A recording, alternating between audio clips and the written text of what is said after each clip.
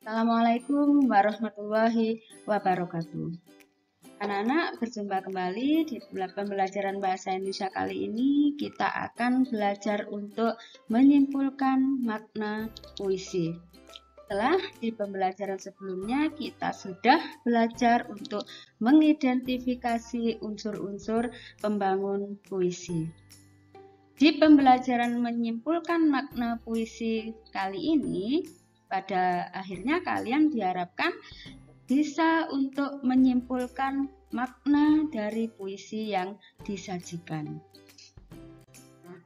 Untuk mengawali pembelajaran kita kali ini, kita akan mengetahui terlebih dahulu makna dari makna puisi. Makna puisi adalah arti atau maksud atau isi yang terkandung dalam puisi yang dapat ditangkap oleh pembaca sesuai tingkat pengalaman dan pengetahuannya. Jadi, makna puisi itu nanti akan berbeda-beda manakala penafsirannya tidak sama. Bahkan, bukan tidak mungkin akan bertolak belakang. Kemudian, untuk menyimpulkan makna sebuah puisi, itu ada langkah-langkah yang harus kita tempuh. Yang pertama, kita harus membaca puisi dengan seksama. Yang kedua, kita akan menentukan unsur pembangun puisi. Ya, termasuk di dalamnya adalah unsur intrinsiknya, mulai dari tema, rasa, nada, amanat, gaya bahasa, rima, tipografi, imaji, dan kata konkret. Di langkah yang kedua ini sudah kita pelajari di bab sebelumnya, yaitu di bab mengidentifikasi unsur-unsur pembangun puisi. Langkah yang ketiga, kita harus membuat parafrase puisi. Parafrase. Dan yang keempat adalah menyusun kembali dengan bahasa sendiri, kemudian menyampaikannya secara lisan atau tulisan. Berkaitan dengan pembuatan parafrase di langkah ketiga tersebut, nah kita sekarang akan mengetahui apakah yang dimaksud dengan parafrase. Pengertian parafrase.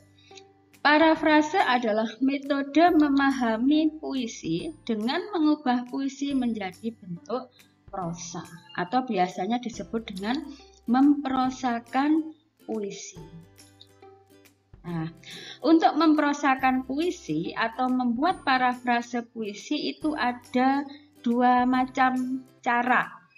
Ya. Yang pertama ada yang dinamakan parafrase terikat. Pengertian parafrase terikat adalah mengubah puisi menjadi prosa dengan cara menambahkan sejumlah kata pada puisi, sehingga kalimat-kalimat puisi mudah dipahami. Seluruh kata dalam puisi masih tetap digunakan dalam parafrase tersebut.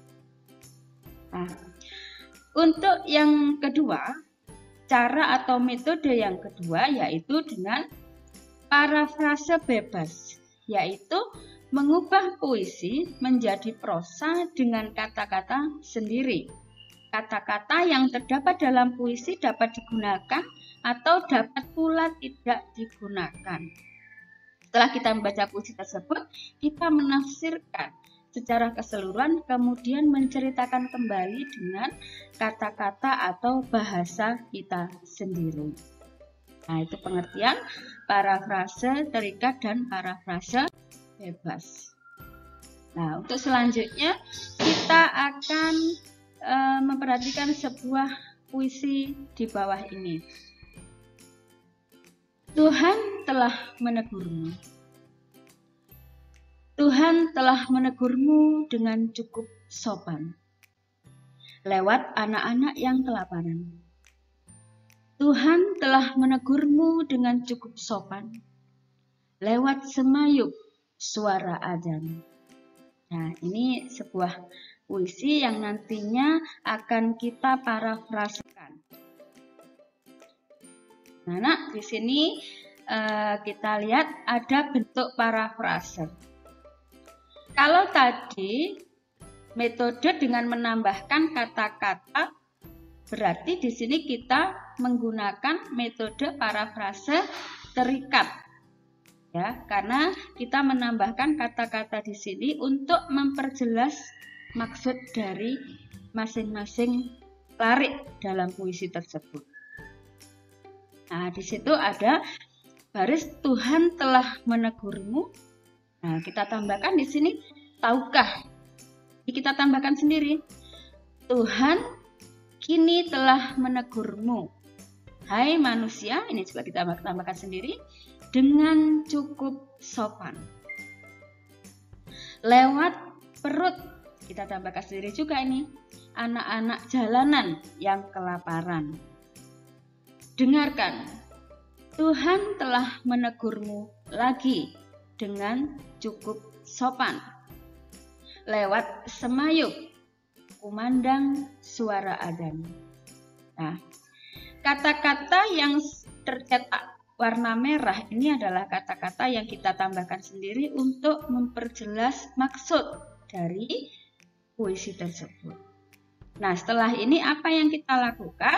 Setelah kita bentuk parafrase ini, kita akan menyimpulkan atau membuat simpulan makna puisi.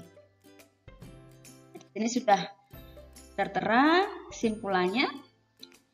Tuhan telah menegurmu dengan cukup sopan lewat perut anak-anak jalanan yang kelaparan.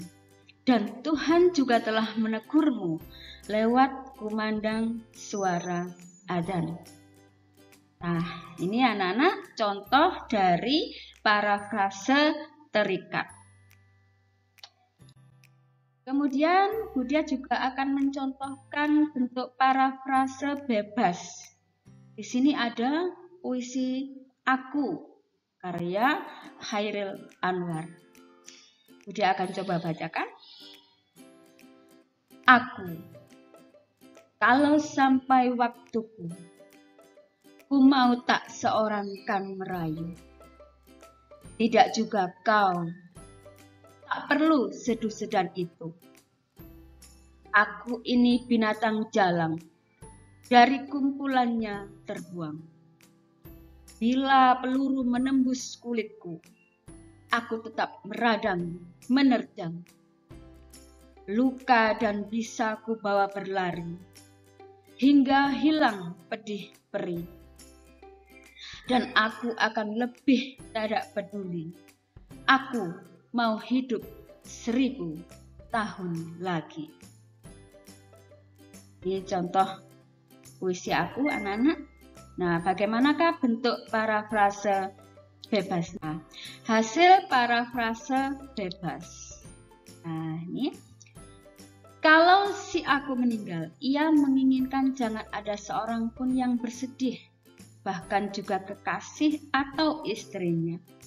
Tidak perlu juga ada sedu-sedan yang meratapi kematian si Aku, sebab tidak ada gunanya. Si Aku ini adalah binatang jalang yang lepas bebas yang terbuang dari kelompoknya. Ini parafrase bebas dengan bahasa kita sendiri. Nah, bagaimana kelanjutannya? Ia merdeka, tidak terikat oleh aturan-aturan yang mengikat. Bahkan meskipun ia ditembak, peluru menembus kulitnya, si Aku tetap berang dan memberontak terhadap aturan-aturan yang mengikat tersebut. Masih selanjutnya, segala rasa sakit dan penderitaan akan ditanggung, ditahan, diatasi hingga rasa sakit dan penderitaan itu pada akhirnya akan hilang sendiri. Si Aku akan makin tidak peduli pada segala aturan dan ikatan, halangan, serta penderitaan. Si Aku mau hidup 1000 tahun lagi.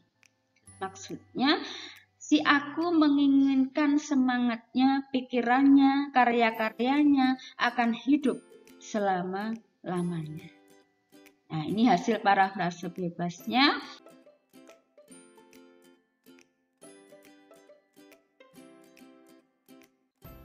kesimpulan makna puisi aku tersebut. Puisi aku bisa disimpulkan maknanya seperti di bawah ini. Perjuangan yang tak kenal lelah, tak kenal sakit, walaupun sudah terluka, tekad tetap kuat, tak mau dibujuk oleh siapapun, tidak peduli dengan segala rintangan yang dihadapi, demi hidupnya semangat berjuang untuk selama-lamanya. Nah, demikianlah langkah-langkah kita untuk membuat satu kesimpulan makna sebuah puisi, yaitu melalui dua metode parafrase tersebut, yaitu metode parafrase terikat dan metode parafrase bebas. Terima kasih, semoga kalian bisa paham dan sampai jumpa di pertemuan berikutnya. Wassalamualaikum warahmatullahi wabarakatuh.